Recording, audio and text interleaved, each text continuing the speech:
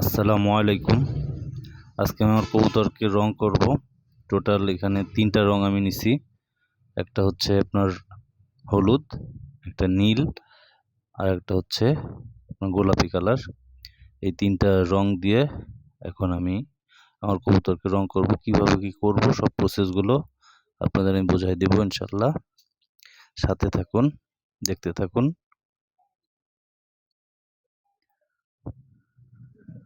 এখন হচ্ছে আমি আমার যে হলুদ রংটা আছে এই হলুদ রংটা গোলাচ্ছি।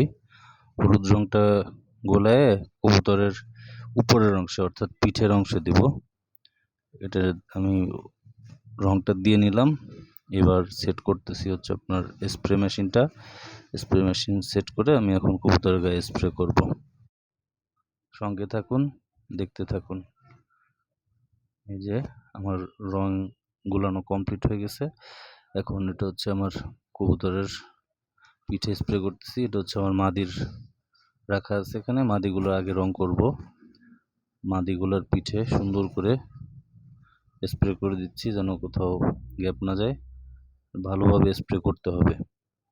ভালোভাবে স্প্রে না করলে জায়গায় জায়গায় রং আসবে, জায়গায় জায়গায় রং আসবে না।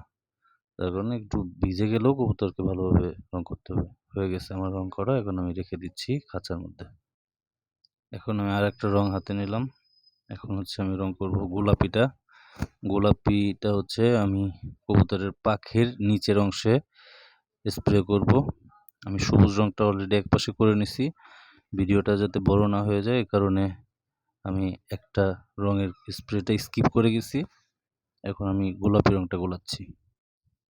বাম পাখে হচ্ছে আমি সবুজ কালারটা করে নিছি। এবার ডান পাশে আমি গোলাপি রংটা করে নিচ্ছি। সুন্দরভাবে স্প্রে করতেছি যাতে কোথাও মিস না হয়। বাম পাশে এই যে সবুজ কালার করেছি, একটু ভালো করে দিয়ে নিই। মোটামুটি